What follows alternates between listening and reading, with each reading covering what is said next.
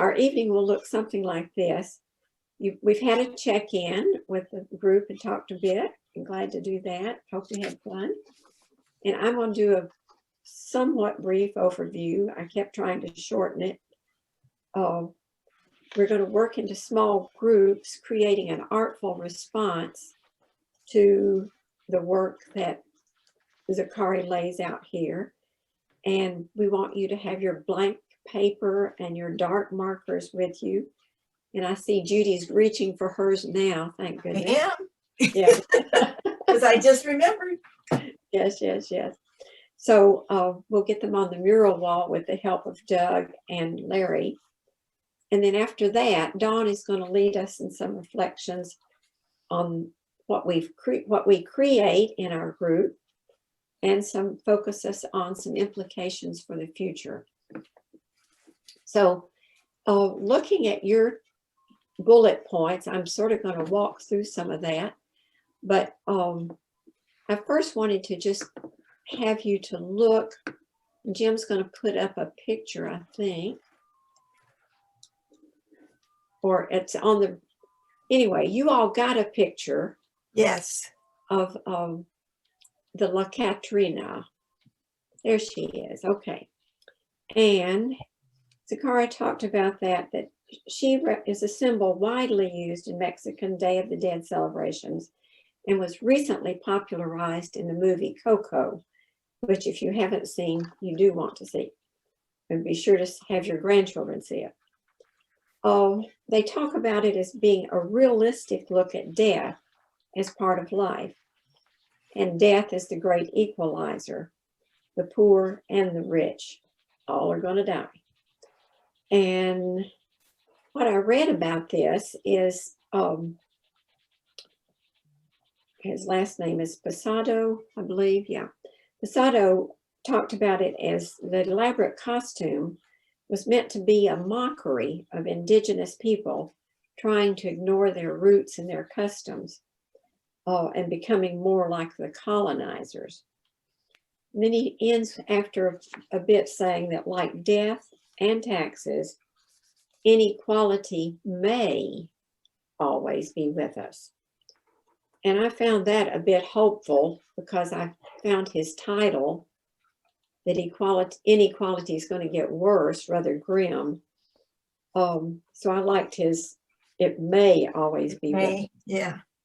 But maybe that's the reality we need to focus on to give us impetus in moving toward creating a new normal, because this chapter is certainly full of realism.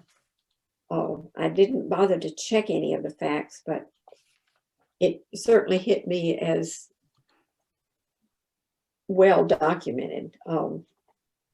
So in his intro, he talks about how we measure inequality, and it gives lots of different results, and the different methods give different results. There are many facts, ups and downs, global equality decline, then it's up, and then it's, just something. But what caught my attention, although global inequality has recently declined, but the sharpest rise is in some of the developing countries. He mentioned China and the US, and other developing places since but the US has seen the sharpest rise in inequality since 1928. I found that a pretty grim factor. But Obama talked about it as the defining challenge of our time. And yet in the rest of the world, he was pointing out, there was progress. And most of the progress was in China and India and other developing countries who had shown some sustained economic growth, lifting hundreds of millions out of poverty. And Zakari had gone back to India and had seen the change in the larger houses and makeshift toilets and motorcycles and bicycles. But another really positive thing he points to in the intro is that child mortality dropped 59%. And I'm assuming that's worldwide, and the Millennium Development Goals had been met. The ones of reducing poverty had been met within 5 years. Then we move into section 1, and he talks about, in spite of all that progress, the COVID, the great unequalizer, could erase all of those gains, and we're moving into something else. And I'm going to speed through this because we've all seen on TV those staggering facts about how one country was less affected, maybe through climate or heat could have killed the virus, or stronger immune systems. But where it was worse had to do with crowded situations and sanitation. And then, of course, we know in our country, the crowded nursing homes. And then anyway, he talks about, what about the shutdowns, and was it worth it? And points to the economic collapses that happened because of that, because of the shutdowns, and also places in countries that relied on tourism. Anyway, all of that leads to a huge debt crisis. And he's talking about who gets out of it. Well, some of us can and some of us can't. And I don't know those kind of facts, so I don't even pretend to talk about them.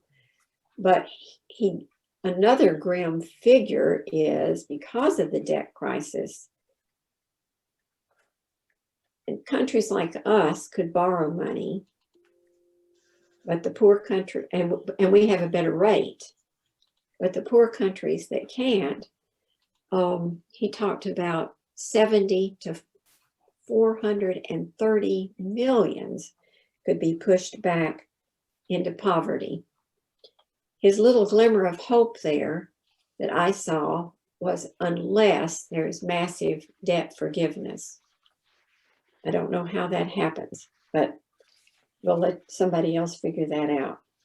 He also pointed to the other glimmer of hope, of possibility for rise, is we've got to have radical support to health systems. There was such a different way in which people had hospitals, ventilators, and all of that. So in section 2, the bigger get bigger, he pointed to that one is the inequality is not just in nations, but it's in companies and corporations. And he pointed to that as a new reality. And I was referred back to thinking back on what Doug taught us a couple weeks ago in the digital divide that he was talking about. Think back, the big box, we've seen the big rise of box stores that we've all become familiar with during COVID, because we chose them, because they had the delivery options, or they had higher stock of merchandise, which size allows, they can jump in and grab those global trends and cross cultures and so forth. But he talked about bigger stores having more purchasing power because of the whole volume of it.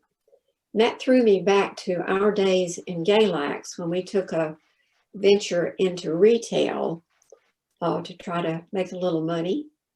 And we learned that the big Walmart down the street was selling the very same brand of underwear for the price that we paid for it to get it into our store.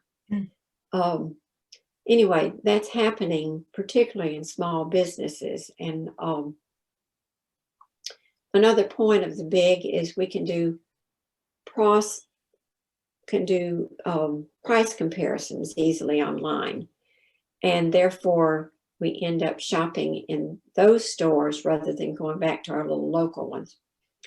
Then you add to that the Federal Reserve and stock market benefits, and even the CARES Act, which was supposed to help the small business, went disproportionately to the better connected places. We saw that so clearly in our little town, where a Black barbershop, which has been a vital part of this community on Main Street for years, had no idea how to get a hold of that data before it was just snapped up like that. I keep talking too much. Let me hurry quickly. The two Americas, I'm going to hit on just a couple things. The wealth versus the income.